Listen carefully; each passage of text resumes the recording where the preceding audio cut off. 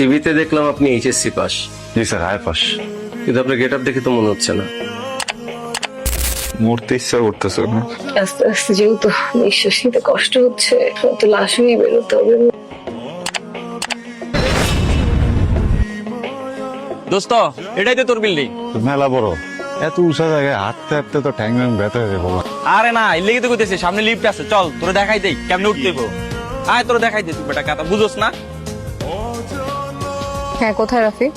কতক্ষণ লাগবে? এই তো চলে আসছি। সরি সুইট হার্ট, লেট হয়ে গেল। এগুলো কি রাফি? এক্স থাকতে পারে না মানুষের, তোমারও তো ছিল। কিন্তু আমি তোমাকে আগেই সব জানাই দিছি। তুমি কেন লুকাইছো? তোমার কি একবারও দায়িত্ব মনে হয়নি আমাকে এসে জানানোর? দেখো আনিকা, আর মাত্র 15 দিন পরে আমাদের বিয়ে। এখন কি এই অতীতের এসব ঝামেলা টেনে আনার কথা, নাকি আমরা ভবিষ্যতের কথা ভাববো? তুমি তোমার পাস্টকে যেভাবে লুকাইছো, তুমি আমাকেও লুকাইতে পারো। How can I trust you? আপাতত তোমাকে আমি বিয়ে করছি না। বিয়ের চ্যাপ্টার ইজ ক্লোজ ব্রো, ঠিক আছে? আমার পিছেও আসবা না বলতেছি। রাব্বি শেখ। জি স্যার। বসে। গ্রামের বাড়ি কোথায়? স্যার পঞ্চগড়। এটা কি চাকরি সেটা কি আপনি জানেন? জি স্যার। কি কাজ করতে হবে সেটাও জানেন? স্যার শিখিয়ে দিলে পারবো স্যার। সিভিতে দেখলাম আপনি এইচএসসি পাস। জি স্যার, আয় পাস।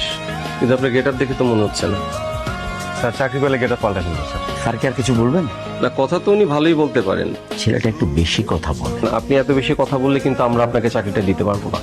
আপনি আগে একটু কালচার, বিহেভিয়ার এগুলো শেখেন, তারপরে আপনি ইন্টারভিউ দিতে যাবেন, কেমন? শিখবো sir. I learn culture sir. না করে না স্যার, একটু সমস্যা হয়ে যাবো, চাকরিটা খুব দরকার। আপনি এখন আসতে পারেন। চলেন স্যার, কোথায় যাবো? আরে আপনি আসেন, আপনি শুধু শুধু সময় নষ্ট করবেন না।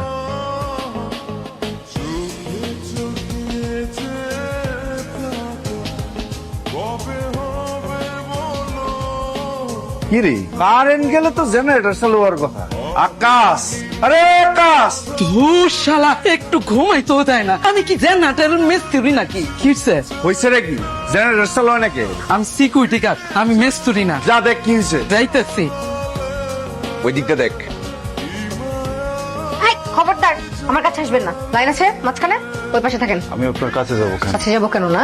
আপনার মতো লোকদের আমার ভালো মতো চেনা আছে। কিছু বুঝলি? না, বুঝলাম না। তা বুঝবা কেমনে? শিখছো তো খালি সিপায় সাপায় কোনা কানে গিয়ে ঘুমানো। জিমানোর অভ্যাস ছাড়ো তুমি। কি হয়েছে কিছু জানেন? আমি তো বলতে পারতেছি না, প্রথমবার উঠছি। প্রথমবার উঠলেন, প্রথমবার লিফট দেখলেন, কুফাও প্রথমবার কিনা কি জানে। আচ্ছা, আমরা কি উঠতেছি নাকি নামতেছি? থেমে আছি, এক জায়গায় আছি। আচ্ছা। ও আচ্ছা, আমরা আটকা পড়েছি। মানে? মানে কিছু না। বাড়ি কোথায়? পঞ্চগড়, মূলদি, ওই শেষ মাথার দিকে। বর্ডার। বর্ডার? বুঝলাম না, লিফট তো এতক্ষণ থেমে থাকার কথা না? এতক্ষণ তো জেনারেটর চালু হয়ে যাওয়ার কথা। আমরা কি আটকে গেছি? না, যেতে যেতে ওই যে রেস্টুরেন্টে যাত্রা বিরতি দিয়েছে। আমার তো খাইতে ইচ্ছা করতেছে না, আপনি খাবেন কিছু? চুপ করবেন আপনি। আমরা আটকা পড়েছি, জেনারেটর চালু হচ্ছে না। চালু করার লোক মনে হয় খাইতে গেছে। জেনারেটর অটো চালু হয়, এসব বড় বড় বিল্ডিং এ জেনারেটর অটো স্টার্ট নেয়। মাই গড, কিসের মধ্যে যে আটকা পড়লাম। লিফটের মধ্যে। আপনি চুপ করবেন।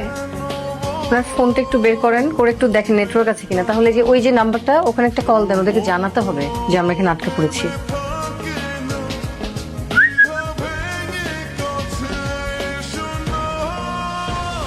না, আমি তো ওই জায়গা থেকে দেখতাছি, কিন্তু ওটা তো পাইতেছি না দোস্ত। আমি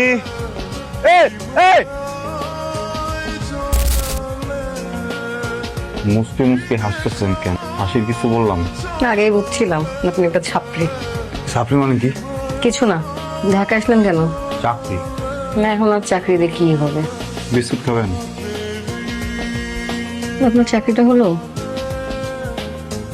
শোনেন ডাকি সাহেব, স্যার। আগে এটিকেট, ম্যানার্স, বিহেভিয়ার এগুলো আগে শিখে নেবেন, তারপরে চাকরির ইন্টারভিউ দিতে আসবেন। স্যার সবগুলো শিখে কালকে আরেকবার আসি। আপনি যান। কারো দোয়াই মনে হয় কামে দিল না, না আব্বা আমার আর না বন্ধুর। বেতন কত ছিল? মেলা টাকা, 15 থেকে 20,000 টাকা। এই টাকায় জীবন চলতো? এটা আমার জন্য অনেক টাকা। আমার কি মনে হয় জানেন, একজন মানুষের জীবন কত টাকায় চলবো এটা তার সিদ্ধান্ত নেওয়া উচিত। আমরা চাই নিয়ন্ত্রণহীন জীবনযাপন করতে, কিন্তু আমাদের আসলে উচিত লাইফটাকে কন্ট্রোল করা। সেটাই করি না। এখন তো জীবনটা নিয়ে টানাটানি পড়ে গেল, বাঁচতে পারবো তো? জানি না, মানুষ হয়তো এসে আমাদের লাশ পাবে। আপনার চাকরিটা হলো না, আর আমার বিয়েটা হলো না। পড়ে গেলে আমার দেখবো কে? তো কেউ নাই। আমার মরে যাবে ভালো বাবা। মাফ করে দিও আব্বা।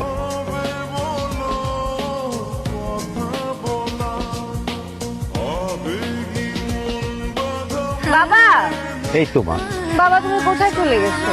এখানটাই তো ছিলাম। তুমি আমাকে রেখে আর কোথাও যাবা না, কখনো যাবা না।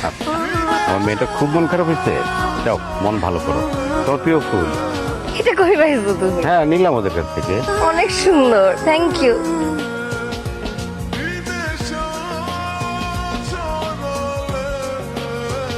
ভাবি ওকে ওকে কোলে মাথা রাখতে পারি?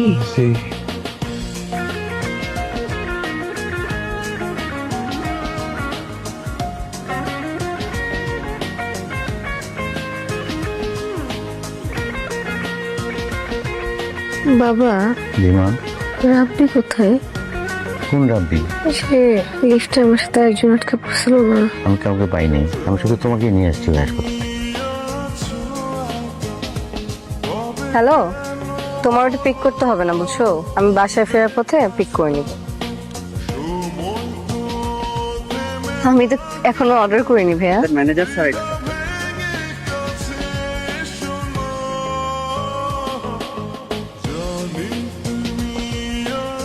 ভাবি রাব্বি শেখ,